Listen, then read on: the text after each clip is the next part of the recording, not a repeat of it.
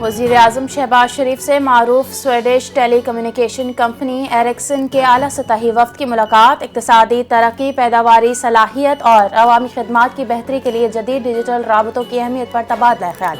وزیر اعظم نے وفد کا خیر مقدم کرتے ہوئے پاکستان میں ایرکسن کمپنی کی 6 دہائیوں پر محیط سرمایہ کاری کو سراہا۔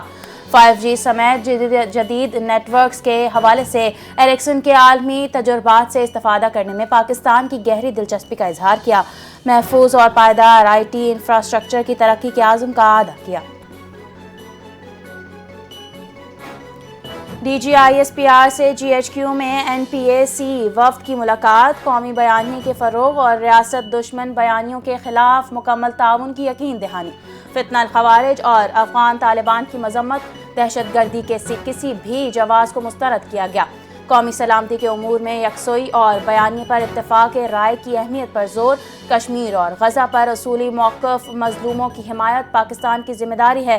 نفرت انگیز، فرقہ واریت اور تقرفی بیانات کے خلاف زیرو ٹالرنس پالیسی۔ مساجد، مدارس اور جامعات میں آگاہی اور رہنمائی اجلاس بڑھانے کی تجویز۔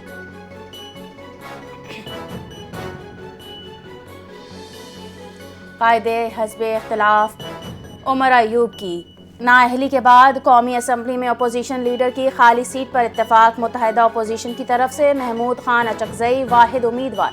اسپیکر قومی اسمبلی نے محمود خان اچکزئی کی اپوزیشن لیڈر بننے کی یقین دہانی کر دی۔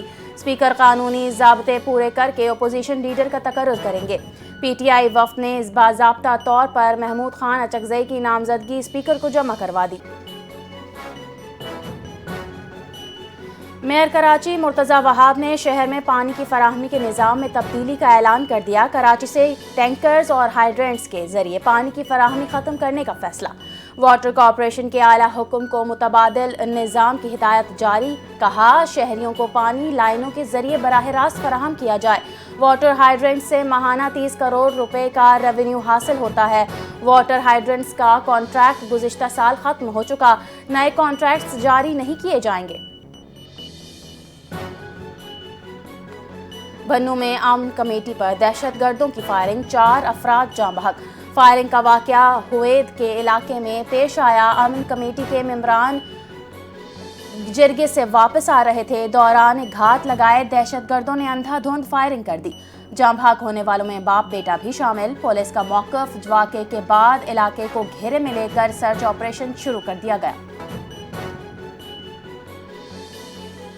سوات میں مینگورہ شہر اور گرد و نواح میں زلزلے کی شدید جھٹکے، زلزلے کی شدت 4.7 ریکارڈ۔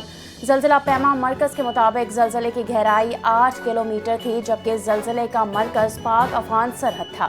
زلزلے کے شدید جھٹکے محسوس ہوتے ہی لوگ اپنے گھروں سے نکل آئے۔ دیر، لوئر، چترال، باجوڑ، مالاکنڈ اور اس کے گرد و نواح میں بھی زلزلے کے جھٹکے محسوس کیے گئے۔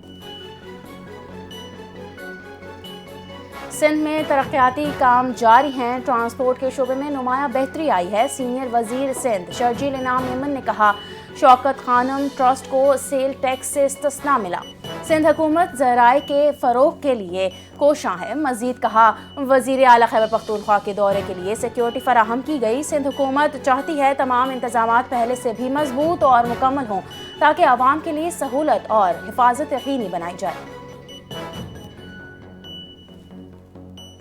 وزیر خزانہ محمد اورنگزیب کی آئی کوائن ٹیکنالوجی کے وفد سے ملاقات، پاکستان میں ڈیجیٹل اثاثہ جات کے ریگولیٹری فریم ورک پر مشاورت، کرپٹو کونسل اور ورچوئل اثاثہ ریگولیٹری اتھارٹی کے قیام پر بریفنگ، ڈیجیٹل اثاثوں کو محفوظ اور شفاف ماحول میں لانے کا حکومتی عزم۔ آئی کوائن ٹیکنالوجی کی پاکستان میں سرمایہ کاری اور شراکت داری میں دلچسپی، شفاف اور منظم ڈیجیٹل اثاثہ مارکیٹ کے قیام پر اتفاق۔ وزیر اعلیٰ پنجاب مریم نواز کا اہم اقدام، پنجاب میں کاشتکاروں کی سہولت کے لیے منفرد ایگریکلچر لیب آن ویل کے قیام کا اعلان۔ موبائل لیب کے ذریعے کاشتکار مٹی اور پانی کی موقع پر تجزیہ رپورٹ حاصل کر سکیں گے۔ مرکزی کنٹرول روم کے ذریعے موبائل لیب کی مانیٹرنگ کی جائے گی۔ پنجاب کے تمام اضلاع میں 100 کنٹینرز پر کسان مراکز قائم کیے جائیں گے۔ مریم نواز نے کہا کسانوں کو دہلیز پر فوری اور درست زرعی آگاہی حاصل ہوگی۔ 16 جنوری سے پاکستان میں پیٹرولیم مصنوعات کی قیمتوں میں کمی متوقع۔ ذرائع کے مطابق پیٹرول کی قیمت میں 4 روپے 59 پیسے فی لیٹر، ہائی اسپیڈ ڈیزل میں 2 روپے 70 پیسے فی لیٹر، مٹی کے تیل میں 1 روپے 82 پیسے اور لائٹ ڈیزل آئل میں 2 روپے 8 پیسے فی لیٹر کمی کا امکان ہے۔ اوگرا نے قیمتوں میں رد و بدل کے لیے ورکنگ مکمل کر لی ہے۔ پیٹرولیم ڈویژن وزارت خزانہ سے مشاورت کے بعد نوٹیفیکیشن جاری کرے گا۔